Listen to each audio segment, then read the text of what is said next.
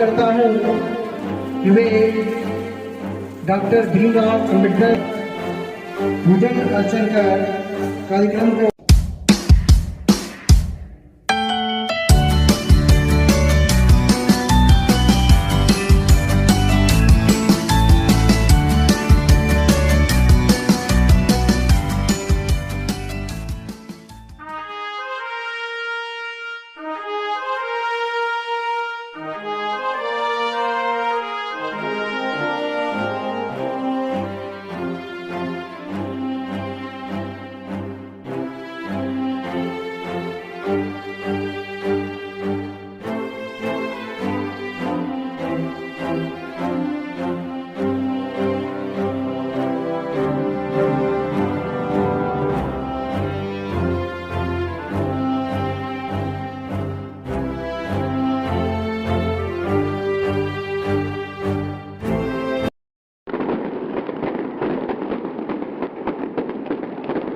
के लोग भारत को एक संपूर्ण प्रभुत्व संपन्न समाजवादी पंथनिरपेक्ष लोकतंत्रात्मक गणराज्य बनाने के लिए तथा उसके समस्त नागरिकों को सामाजिक आर्थिक और राजनीतिक न्याय विचार अभिव्यक्ति विश्वास धर्म और उपासना की स्वतंत्रता द्वारा इस संविधान को अंगीकृत अधिनियमित और आत्मसमर्पित करते हैं।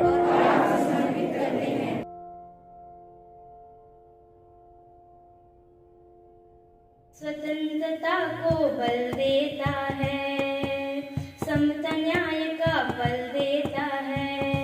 स्वतंत्रता को बल देता है, समता न्याय का बल देता, जिसकी बदौलत भारत देश को मिला यहाँ सम्मान है, जिसकी बदौलत भारत देश को मिला यहाँ सम्मान।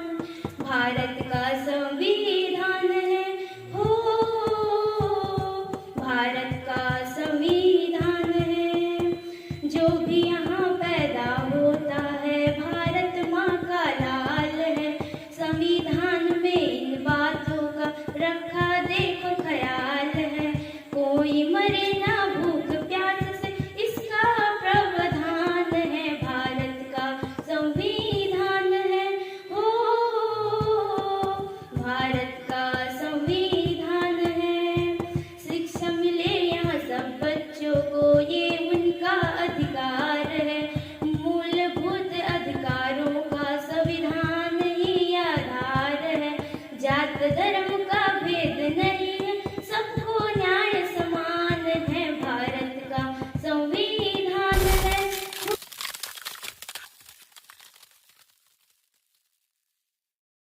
प्राचार्य महोदय और मेरे शिक्षक और मेरे स्कूल के प्यारे छोटे छोटे भाई बहनों को मेरा नमस्ते।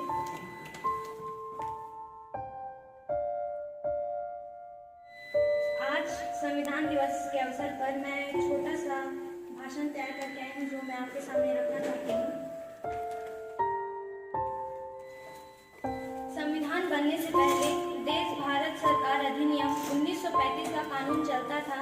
हमारे संविधान ने बनने के बाद भारत सरकार एक्ट का ही स्थान लिया। हमारा संविधान विश्व का बृहत्तम संविधान है। यह सबसे लंबा लिखा भी गया है। इसके 395 अनुच्छेद, 22 भाग और 8 अनुसूचियां इसके विशाल स्वरूप की व्याख्या करती है।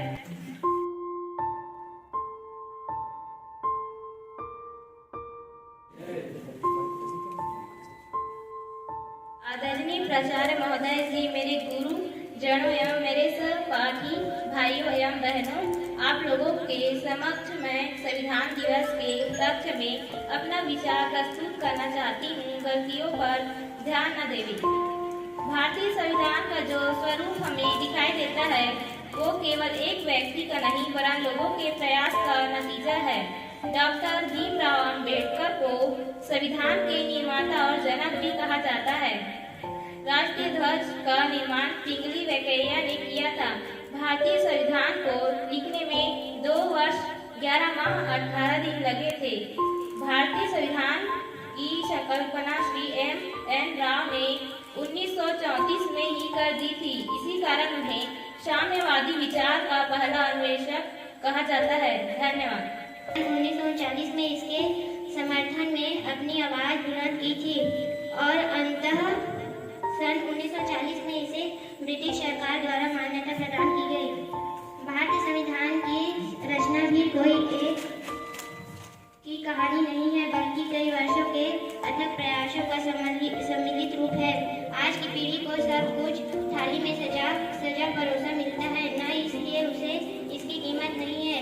हमारे देश में करीब 350 साल तक केवल ब्रिटिश हुकूमत की गुलामी झेली है। यह समय कितना असहनीय और पीड़ादायी रहा है, यह हमारे लिए कल्पना है एक भी परे है।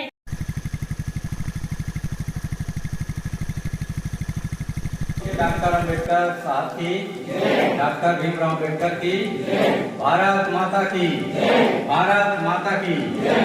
प्यारे बच्चों, आज हम यहाँ संविधान दिवस मनाने के उपलक्ष्य में उपस्थित हुए हैं।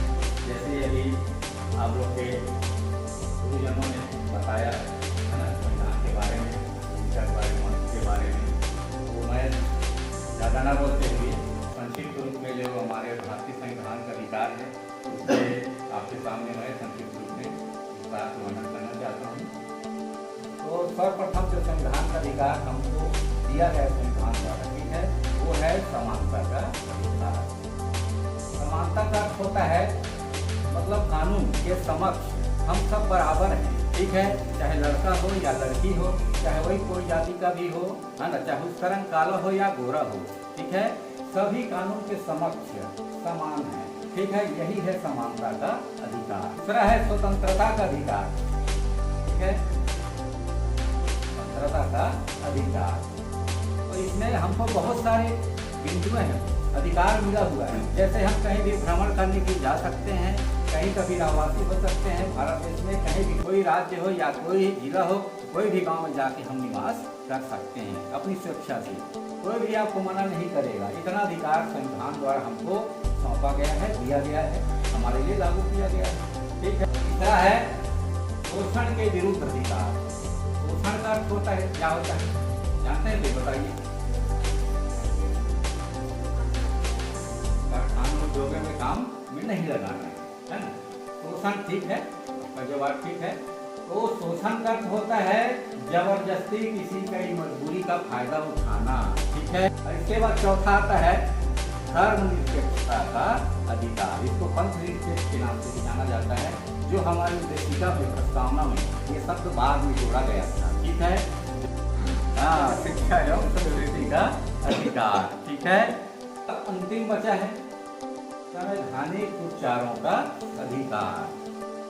इस अधिकार को हमारे डॉक्टर भीमराव अम्बेडकर साहब जी ने इस नाम से पुकारे हैं, संविधान की आत्मा के नाम से पुकारे हैं, ठीक है।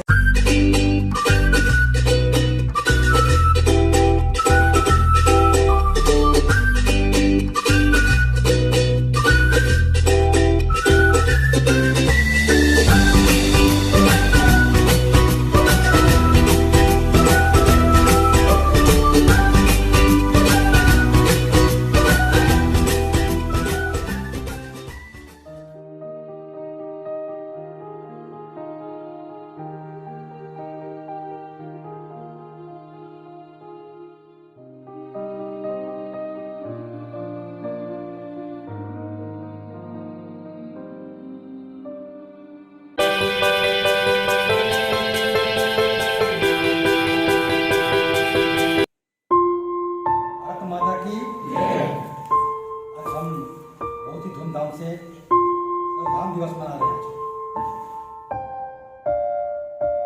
मैं बताना चाहता हूँ मौलिक कर्तव्य, हमारा क्या कर्तव्य है?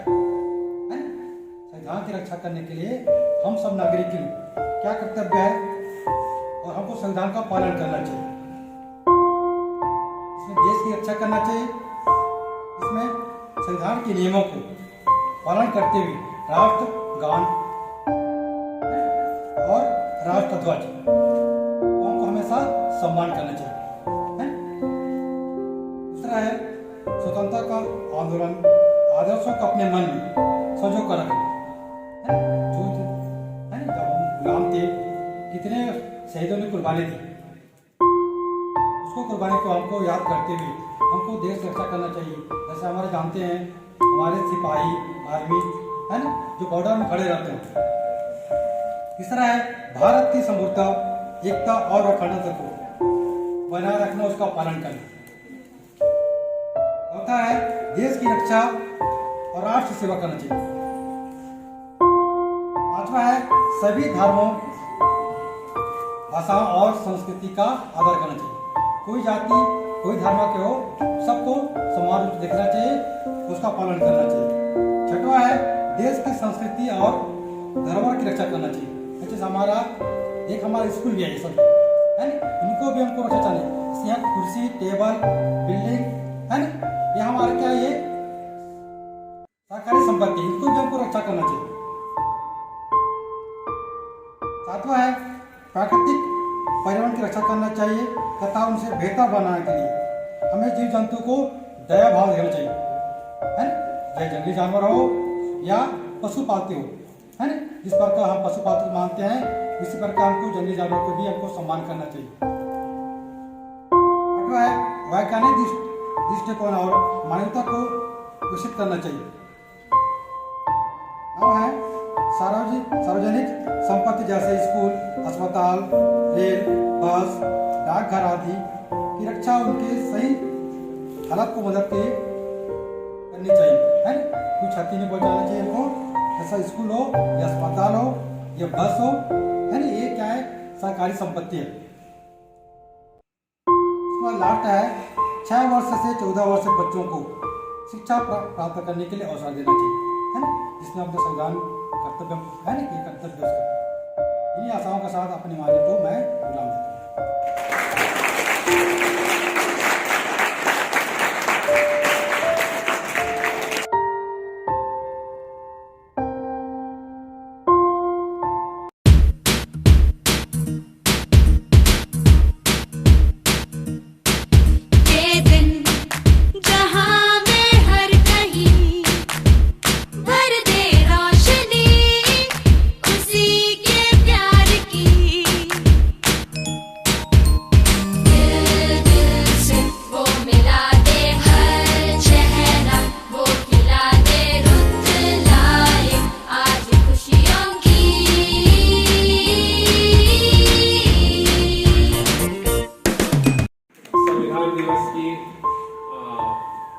विद्यालय परिवार की ओर से आप सभी विद्यार्थियों को बहुत बहुत बधाई।